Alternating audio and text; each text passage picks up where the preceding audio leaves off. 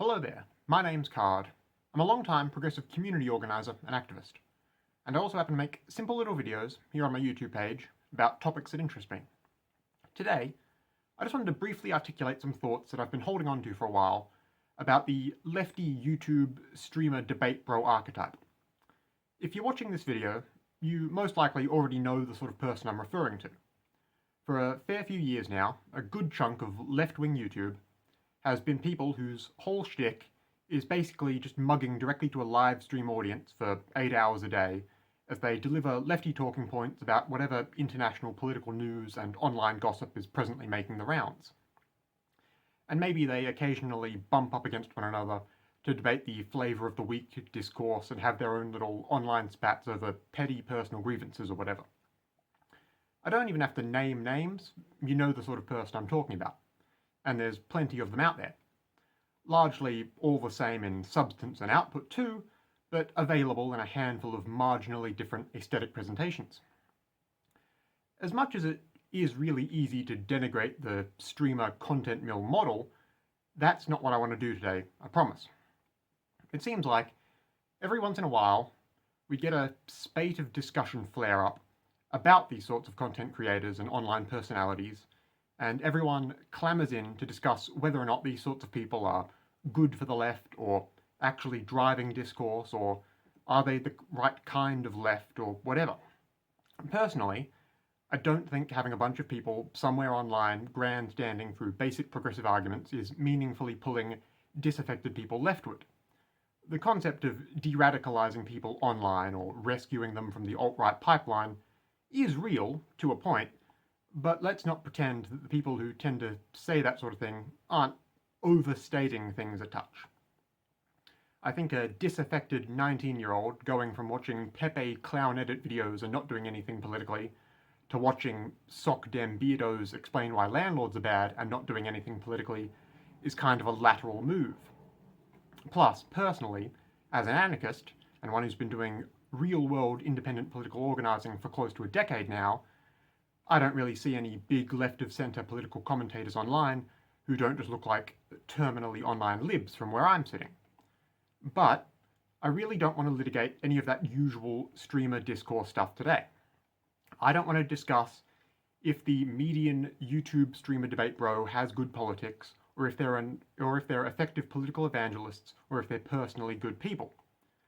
What I want to contend here is that supposedly the lefty political streamer concept hinges on these streamers looking cool and making progressivism look cool to an older teen to young adult audience. And I think it decidedly doesn't actually do that. Streamer debate bros aren't cool. Does anyone else just not see what the appeal with them is supposed to be? I know that cool or whatever is subjective and trends come and go, but when you watch these guys, do they not come across to anyone else like just cookie-cutter interchangeable dorks? Picture, in your mind, any of the debate bro streamers you've ever seen content from. Are they not just a generic schlub with maybe an entry-level knowledge of the week's hot political topic, sat at a computer whining into their chat and getting really low IQ bad faith shouting matches with exact duplicates of themselves or whatever? Anytime I hear someone say these guys are cool, I just don't get it. Maybe it's just an Emperor's New Clothes style situation, but I genuinely just don't see what the appeal is. In my eyes, caring about arguments on the internet is largely just fucking laughable. We used to recognise that the fat, sedentary slob, shut-in gamer stereotype was something worthy of mockery, and quite rightly so, because being on the computer all day is lazy dork behaviour. I don't think it's any better if what you do at the computer is just argue with other debate bros. You're still a neckbeard, even if you put up some purple mood lighting in the background as you argue into a webcam for the validation of other people on their computers.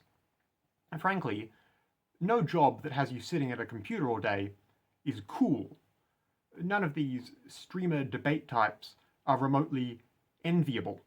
Even the few that must have gotten themselves some substantial degree of financial success out of it. Hell, world's best online debate bro is practically an insult, not a descriptor anyone should or does respect. And it's not like anyone currently or formerly in the online debate sphere is the sort of person you would otherwise look up to in admiration of their intelligence or their creativity. It's not like making YouTube or Twitch videos is difficult either.